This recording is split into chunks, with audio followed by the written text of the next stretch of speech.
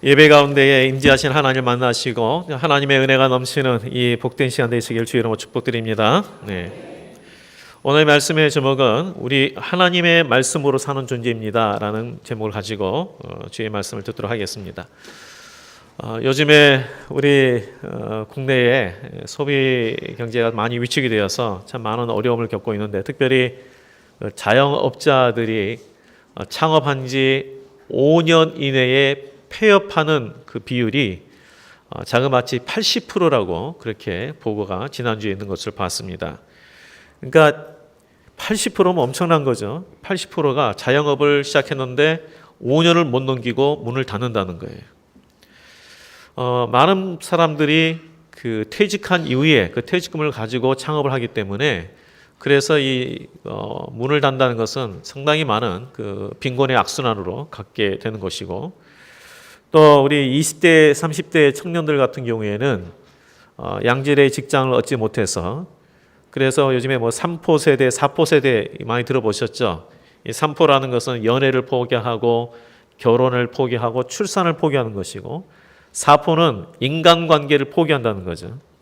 이 정도까지 참 우리 삶 가운데에 이 물질의 문제가 아주 크게 작용하는 것을 보게 됩니다. 결국은 돈 문제더라고요. 그래서 이 가난이 우리 현재의 삶에 있어서 단지 불편할 정도가 아니라 우리의 그 삶에 있어서 얼마나 큰 부정적인 영향을 끼치는가를 요즘에 우리 단적으로 우리가 경험하고 있습니다. 자, 이렇게 지금 현재도 어려운 가운데 있는 사람들이 많은데, 먹는 문제 자체조차도 해결되지 않았던 예수님 당시에 이때 이 사람들의 입장에서는 오죽했겠나라는 생각이 드는데, 이들에게 있어서는 먹는 문제가 곧 생존의 문제고, 그래서 이런 상황에서 그들이 기대하는 구원자는 어떠한 구원자이겠습니까? 당연히 그들이 기대하는 구원자는 우리의 이 현실의 문제, 이 문제를 해결할 분이 바로 그들이 기대했던 구원자 아니겠습니까? 그래서 예수님 할 때에 메시아, 이 예수님 이렇게 생각할 때는 우리의 이 어려운 환경들, 이 문제들을 해결해 줄 분이라는 그런 생각을 갖고 있었던 거죠. 바로 오늘 본문의 이 말씀이 바로 그 내용이에요. 마귀가 예수님 앞에 나와서 이 돌들로 떡덩이가 되게 하라는 이 유혹은 그 당시에 유대 땅의 많은 질병과 가난으로 고통받고 있는 사람들을 대변했다는 것을 기억하셔야 돼요. 그래서 많은 사람들이 지금 현재 이 현실의 문제에 직면해 있는데, 이 문제를 해결하기 위해서 사람이 원하는 그런 구원자가 돼봐라, 이렇게 지금 현재 유혹하는 거죠. 사람들이 원하는 구원자가 돼봐라. 하나님의 아들이기 때문에 능력 있지 않느냐. 그러니까 이들의 고통 외면하지 말고, 현실적인 문제 외면하지 말고 이 생존의 문제 해결해 봐라. 그래 돌들을 떡으로 만들어서 사람들의 이 모든 이 빈곤의 문제를 해결해 봐라라는 그런 유혹입니다. 그런데 예수님께서 이러한 유혹에 대해서 신명기 8장 3절의 말씀, 오늘 4절에 나오는 말씀인데요, 이 말씀으로 대답을 하셨습니다. 사람이 떡으로만 살 것이 아니요 하나님의 입으로부터 나오는 모든 말씀으로 살 것이니라. 자, 여기에서요, 떡으로만, 뒤에 만 살 것이 아니다, 이 말은 떡으로도 산다는 뜻입니까? 떡으로는 살지 않는다는 뜻입니까? 떡으로도 산다는 뜻이에요. 그렇죠?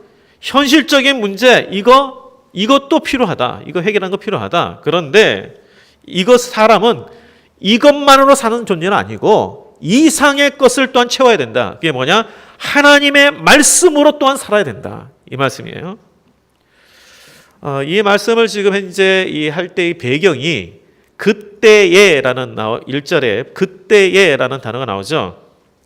그때라는 것은 예수님께서 세례 요한에게 세례를 받으시고 그때에 하늘에서 음성이 들리기를 이는 내 사랑하는 아들이다, 이렇게 말씀했습니다. 그러니까 유대인들이 그토록 기대하는 메시아가 공식적으로 드러나는 그러한 중요한 시점이에요.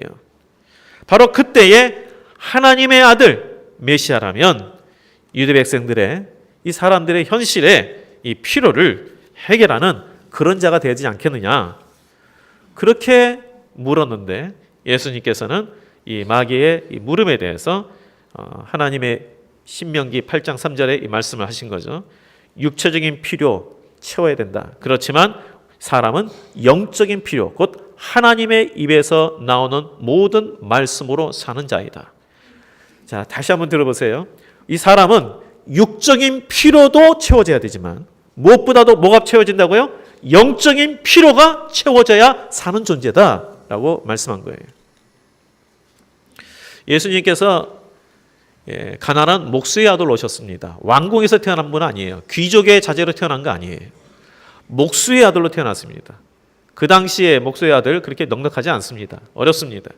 그렇기 때문에 체험적으로 30세까지 그 아버지의 일을, 요셉 아버지의 일을 도왔기 때문에 그 생계의 문제가 무엇인지를 잘 알죠. 잘 압니다. 그럼에도 불구하고 현실의 필요보다도 더욱 영적인 필요에 대한 부분들을 말씀하고 있습니다. 그래서 오늘 이 말씀 가운데 우리가 다시 한번 깨달아야 될 부분은 뭐냐면 하나님을 향한 갈급함을 가지라. 영적인 필요에 대한 갈급함을 가지라는 거예요. 자, 아까 말했지만 육적인 필요, 현실적인 필요 그 이상으로 하나님을 향한 정말 그 하나님을 향한 갈급함. 굶주린 사람이 음식을 갈급한 것처럼 우리가 하나님을 향한 그 갈급함, 영적으로 체험받고자 하는 그 갈급함이 우리에게 있어야 합니다.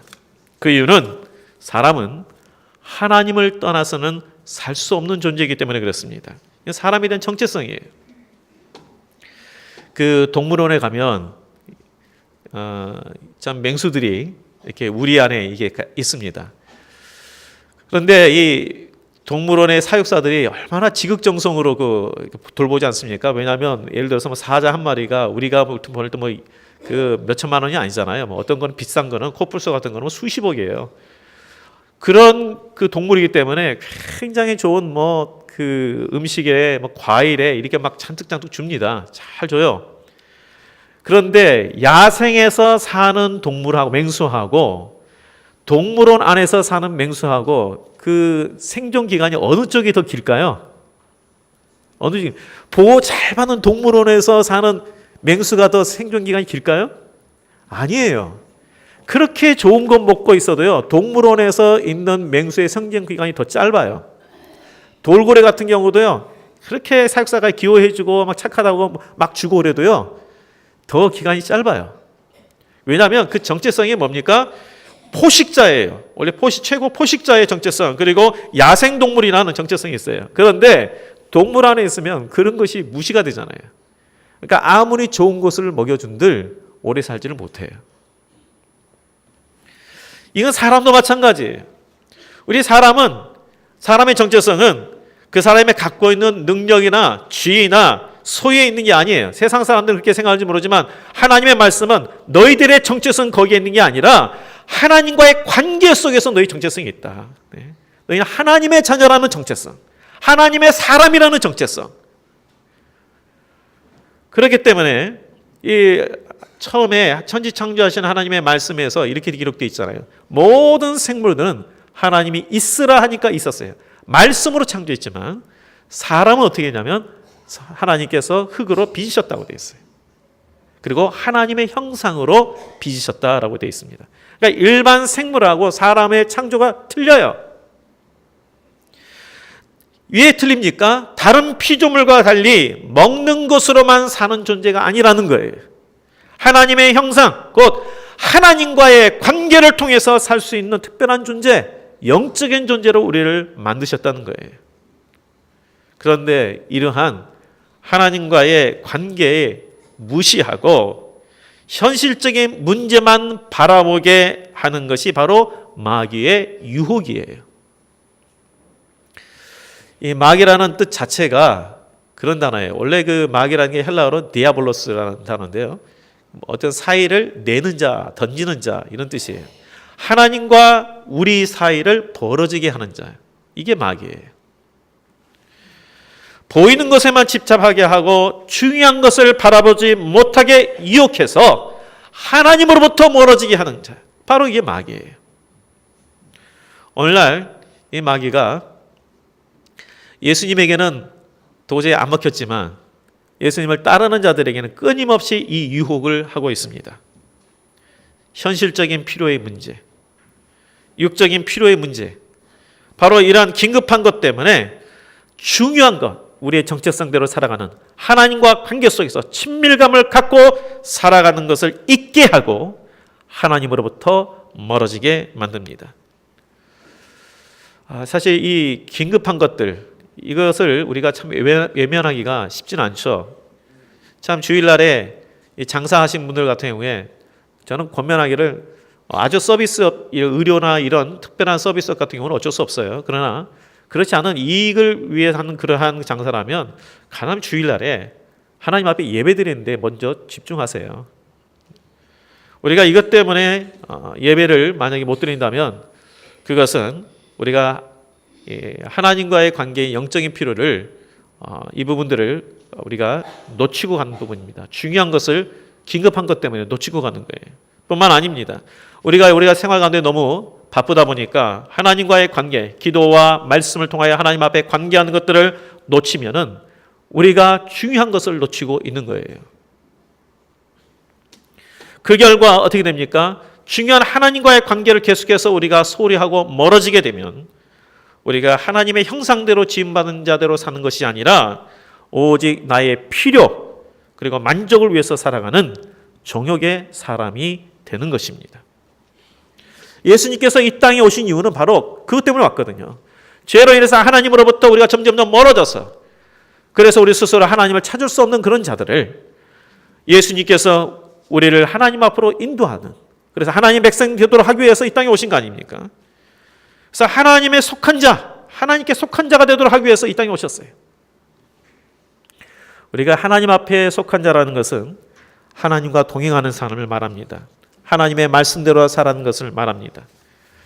그래서 이 현실적인 필요에 대해서 말하는 마귀의 이 시험에 대해서 예수님은 그것 중요하다. 그것도 물론 해야 되지만 더 중요한 것은 우리가 하나님과의 관계, 하나님께 속한 자가 되는 것이 중요하다라고 말씀하고 있는 것입니다. 요즘에 우리 성도들 가정에도 아마 물질적인 문제뿐만 아니라 우리 자녀의 장래 진로의 문제, 수능 끝나고 나서 또 이번 대학 졸업한 아이들 생각하면 여러 가지 참 생각들이 많죠. 어떻게 해야 될 것인가.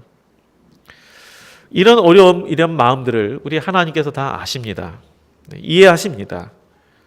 그런데 우리가 그것의 해결을 위해서 기도하지만 사실은 그것보다도 더 우리가 간절히 기도해야 될 부분은 먼저 내가 하나님과 동행하고 말씀에 따라 살아가는 자가 되도록 간구해야 합니다. 우리가 하나님과의 관계가 회복될 때에 우리에게 주어지는 문제를 해결할 수 있는 힘과 분별력을 받게 되는 것입니다. 하나님의 인도를 받아요. 그렇기에 우리 주님께서는 먼저 우리가 하나님의 말씀으로 살아가는 자가 되어야 할 것을 강조하고 있는 것입니다. 그래서 문제 해결은 어디에 있다고요? 하나님과의 관계에 있다. 바로 믿음과 순종에 있는 거예요. 광야에서 하나님께서 이스라엘 백성들에게 먹을 것이 없는 광야, 물이 없는 광야에서 하나님께서 어떻게 하셨습니까? 만나를 주셨어요. 이제 이게 뭐냐? 정확한 실체를 모르니까 이게 뭐냐? 해가지고 그게 만나예요. 만나의 뜻이 뭐냐면 이게 뭐냐예요. 이게 뭐냐? 근데 이 만나를 주셨어요. 이게 뭐냐? 그래서 그렇게 해서 이들이 날마다 필요한 음식을 하나님께서 주셨어요. 그런데 그 음식을 먹은 자들이 결과적으로 생존한 게 아니고요. 오직 하나님의 말씀대로 순종한 자가 생존했어요. 자, 광야에서 이 만나를 날마다 먹은 사람들, 그들이 먹고 살았지만 결국 하나님께서 약속하신 땅에 들어가는 사람, 그 사람은 성인들 중에, 남자 성인들 중에 들어간 사람은 오직 2사람밖에 없어요. 오직 하나님 말씀을 순종한 사람밖에 못 들어갔습니다. 예수님은 결코 사람이 떡 없이 살 수 있다라고 말하신 적 없어요. 현실적인 필요에 대해서 부정하지 않으셨어요. 그러나 돌을 떡으로 만드는 그 놀라운 일을 한다 할지라도 우리가 하나님과의 관계가 회복되지 아니하고 우리 죄성에서 우리가 그것에서 자유로워지지 않는다면 결코 그 문제 해결할 수 없다는 것을 아셨어요. 오늘날 이 빈곤의 문제, 이 빈곤의 문제는 절대적인 빈곤보다는 분배의 불공평성이나 정치, 경제적인 문제로 발생되는 것이 훨씬 더 많습니다. 우리나라에서 이제 어느 정도 먹고 살만해지니까 어렵다 하더라도 영양과잉으로 비만의 문제가 사회 문제가 되어가고 있고요. 또 더 좋은 외모를 위해서 천문학적인 돈을 들여서 지금 성형을 하고 있지 않습니까? 이번에 수능 끝나고 성형외과가 상당히 이렇게 붐빈다라고 이야기 들었습니다. 올해 이거 미국 맥킨지라는 조사기관에서 보고한 부분인데요. 세계적으로 비만으로 인해서 발생되는 비용이 얼마나 되는지 아십니까? 조사를 했어요. 전 세계에서 비만으로 인해서 발생되는 비용, 그러니까 비만 때문에 건강관리하느라고 들어가는 비용, 또 비만으로 생기는 현상에 대처하기 위해서 사회에서 지불하는 그런 비용, 이런 것을 다 합쳐서 얼마냐면요, 1년에 2조 달러라고 그래요. 이게 얼마냐면 우리나라 돈으로 2200조 원이에요. 2200억도 아니고 2200조 원이라는 거예요. 1년에. 돈이 많으셔서 웬만해서 안 놀라시죠? 어쨌든 2200조 원이 들어간다는 거예요. 이 비만 문제 해결하기 위해서. 비만 문제 해결해서. 그런데 어느 한쪽에서는 빈곤으로 굶주려서 죽어요. 그렇죠? 우리 국내에서도요, 쌀 소비량이 줄어서 쌀이 남아 돌아요. 그래서 쌀 시장 개방하면 그래서 농민들 다 죽는다 그래서 지금 굉장히 그 부분이 걱정할 부분인데. 그런데 바로 옆에 있는 북한은 쌀이 없어서 난리예요. 아무리 여기 풍성하면 뭐합니까? 돌을 떡으로 만들어가지고 그렇게 쌓아놓으면 뭐하겠어요? 한쪽에서는 2200조 원을 비만 치료하는데 또 그런 비용 지불하는데 그렇게 지불하고, 한쪽은 빈곤에 있고, 절대적인 빈곤 때문이 아니에요. 결국 인간의 탐욕과 이기심, 이러한 죄 때문에 발생된 부분이에요. 이것이 해결되지 아니하고는 아무리 많은 이적을 행한들 이것이 우리의 삶에 유익이 되지 않습니다. 그래서 예수님께서 그걸 아시기 때문에 하나님의 사람으로 회복되지 않으면, 하나님의 마음을 품지 않으면 안 된다는 거예요. 아무리 그렇게 해본들. 현실적인 문제만 해결되면 다 될 것 같지만 아니에요. 우리가 하나님과의 관계를 제대로 맺고 하나님의 사람이 되지 않으면 우리에게 주어진 문제들 이거 해결할 수 없다는 거예요. 사람은 하나님의 입에서 나온 모든 말씀을 따라 살아야 사람답게 살 수 있다는 거예요. 그러니까 영적인 존재인데 영의 양식인 하나님의 말씀을 계속해서 우리가 먹어야만 살 수 있는 존재라는 거예요. 우리가 밥을 굶으면 사람이 어떻게 됩니까? 굉장히 신경질적으로 변하지 않습니까? 근데요, 영적인 음식도 마찬가지예요. 영의 양식인 하나님 말씀을 우리가 섭취하지 않으면 신경질적으로 변해요. 내 어떤 본성에 따라서 살게 돼요. 아까 말했지만 이스라엘 백성들이 이집트에서 이 노예 생활을 하면서 참 고통받고 소망 없는 삶을 살았습니다. 그래서 하나님께서 이 고통에서 이들을 이끌어내셔서 약속의 땅으로 인도하셨어요. 그렇지만 정작 그 예비하신 땅에 들어간 사람은 극소수입니다. 오직 믿음으로 순종하는 자만이 약속대로 들어갔어요. 무슨 말입니까? 하나님을 신뢰하고 순종하는 자만이 하나님의 자녀답게 살 수 있고 하나님께서 약속하신 것을 누릴 수 있다는 거예요. 그래서 우리가 오직 말씀대로 살아가는 자, 주의 말씀으로 사는 자가 되어야 합니다. 그리고 하나님의 은혜가 필요해요. 자, 은혜에 대해서 이야기할 때에 이제 기억하시죠? 은혜가 뭡니까? 물어보면 이제 뭐라고 대답할지 알으셔야 돼요. 은혜 하면은 자격이 없음에도 받았을 때 이걸 은혜라 그런다. 그래서 받을 자격이 없는데 받았을 때 은혜다. 그러니까 우리가 그래서 구원받을 만한 자격이 없는데 받은 거예요. 그게 그래서 은혜로 구원받은 거예요. 근데 이 은혜는 여러 가지 힘이 있어요. 은혜는 바로 하나님의 말씀에 순종하고자 하는 마음을 갖게 해요. 왜요? 난 받을 자격이 없음에도 불구하고 구원받았기 때문에 하나님의 말씀에서 순종하고자 하는 마음을 갖게 합니다. 또 그렇게 살 수 있는 능력까지 줘요. 그래서 우리가 은혜 할 때에 정서적으로 또는 감정적으로 막 짜릿하고 이게 은혜가 아니고, 그렇게 해서 은혜가 아니라 정말 내가 이제 좀 순종해야겠다. 하나님 말씀에 더 순종해야지. 그리고 내가 그렇게 살아야지 할 때에 우리가 은혜를 깨달은 거예요. 저는 이러한 은혜가 우리 모든 성도님들의 있기를 주의 이름으로 축복드립니다. 네. 우리 개인적인 그래서 여러 가지 문제들, 이런 문제들 가운데에 그것은 어떠한 이적으로 해결되는 것이 아니라, 돈으로 해결되는 것이 아니라, 우리가 하나님의 말씀에 순종할 때에, 하나님과의 친밀한 관계가 됐을 때에 해결되는 역사가 나타나는 것입니다. 우리가 하나님의 관점, 하나님의 마음으로 살아갈 때에 문제를 제대로 보게 되고요, 그것을 해결할 수가 있어요. 어떤 우리가 마음 태도에 따라서도, 이 세상에서도 마음 태도에 따라서, 생각하는 거에 따라서 이 좋은 결과가 나오기도 하잖아요. 요즘에 점점 시대가 이렇게 좀 혼란스러다 보니까 아이들에게도 ADHD라고 많이 들어보셨죠? 주의력 결핍, 그리고 행동 과잉 장애라는 그런 병이 있습니다. 이게 많이 일어난다 그래요. 그러니까 애들이 너무 산만하고 집중하지 못하고 그냥 오버액션하는 그런 경우, 그걸 갖다가 이제 ADHD라고 이렇게 보통 진단을 내리는데, 이 약물로 뭐 이렇게 해결하기도 하지만 그 한쪽에서는 약 안 좋다. 그 얼마든지 부모의 태도에 따라서 얼마든지 고쳐진다는 거예요. 여기 약으로 고치는 게 아니라 부모의 태도에 따라서 얼마든지 고칠 수 있다는 거예요. 그래서 하는 그 사례가 났는데 좀 재밌게 표현된 거지만 한번 들어보세요. 한 어머니가 어린이집 모임에 참여했어요. 그래서 어린이집 선생님이 그 어머니에게 말씀했어요. 아드님이 산만해서 단 3분도 앉아있지를 못합니다.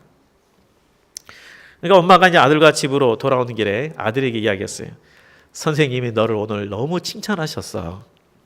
의자에 앉아있기를 1분도 못 견디던 너가 이제는 3분이나 앉아있다고 칭찬하셨어. 그랬더니 이 애가 평소와는 달리 밥투정하지 않고 그날 2끼나 먹었다는 거예요. 그리고 좀 시간이 흘러서 아들이 초등학교에 들어갔는데 그 어머니가 학부모 회의에 참석할 때 선생님이 말했습니다. 아드님 성적이 너무 안 좋아요. 한번 검사 받아보세요. 이제 그게 이제 소위 말한 이제 이게 행동장애라든가 뭐 이런 부분에 대해서 한번 검사 받아보라는 뜻이겠죠. 그 말을 들을 때 엄마가 참 눈물이 났는데 아마 집에 들어가면서 그래도 아들에게 이렇게 이야기했어요. 선생님이 너를 참 믿고 있더라. 너가 머리 나쁜 애가 아니고 노력하면 너도 20등 안에 들어갈 수 있다더라. 요즘에 초등학교 몇 명인지 아시죠? 예. 그 엄마 말에 참 이 어두웠던 아들의 표정이 환하게 밝아지고요. 훨씬 더 착하고 의젓해지겠다고 그래요. 그리고 이제 아들이 중학교 졸업할 즈음에 대해서 담임 선생님이 또 이야기했어요. 아드님 성적으로는 명문고에 들어가는 것은 어렵겠습니다. 했더니 그 엄마가 또 이렇게 이야기했습니다. 아들에게. 야, 담임 선생님이 너를 무척 자랑스럽게 여기시더라. 너가 조금만 더 노력하면 들어갈 수 있다더라. 예, 이렇게 여기서 들어갔다는 거예요. 똑같은 상황인데요. 똑같은 상황인데 어떤 마음과 어떤 태도로 대하느냐에 따라서 이렇게 결과가 달라질 수 있어요. 마찬가지입니다. 우리에게 주어진 상황을 하나님의 생각과 하나님의 마음으로 바라볼 때에 결과는 완전히 달라질 수 있습니다. 돈이 어떤 문제 해결을 하는데 도움이 되긴 하지만 그게 아니라 하나님의 마음과 하나님의 생각만 우리가 가져도 얼마든지 해결할 수 있는 것들이 많다는 거예요. 우리가 눈에 보이는 것, 지금의 문제에 치중하면 소망이 없습니다. 그러나 하나님의 관점으로 보면 가능성과 소망이 보입니다. 그래서 우리 성도님들 무엇보다도 하나님을 갈급해하는 자가 되시길 바랍니다. 하나님을 갈급해야 돼요. 영적인 필요를 채우고자 하는 그런 마음이 있어야 돼요. 그래서 우리가 기도하는 거예요. 그래서 우리가 말씀을 보는 거예요. 영적인 좀 갈급함이 우리 가운데 있어야 돼요. 내가 오늘 영적인 갈급함이 없다면 지금 현재 내가 영적인 삶은 상당히 지금 현재 아주 위기예요. 우리 가운데 갈급함이 있어야 돼요. 말씀을 향한 갈급함, 기도에 대한 갈급함, 예배를 향한 갈급함이 우리 가운데 있어야 돼요. 예수님께서 바로 그 말씀하는 거예요. 지금 현재 우리 현실적인 문제가 참 많아요. 그러니 현실적 문제를 해결해 주세요. 이렇게 말씀할 때 그거 안다. 그것 동물을 해결되지. 그러나 먼저 우리가 어떻게 해야 된다고요? 너가 하나님의 말씀으로 살아야 돼. 너 영적인 필요를 채우도록 해야 돼. 하나님을 가까이 해야 돼. 라고 우리에게 말씀하고 있는 거예요. 우리의 정체성은 하나님과의 관계에 있습니다. 어떤 소유에 있는 게 아닙니다. 현실에 충실하되 더욱 하나님을 가까이 하시기 바랍니다. 그래서 하나님의 관점을 가지고 하나님의 생각을 가지고 우리에게 주어지는 문제를 바라봄으로 문제 해결뿐만 아니라 하나님이 예비하신 것을 받아 누리는 그런 우리 성도가 되시기를 주의 이름으로 축복드리겠습니다. 기도하겠습니다.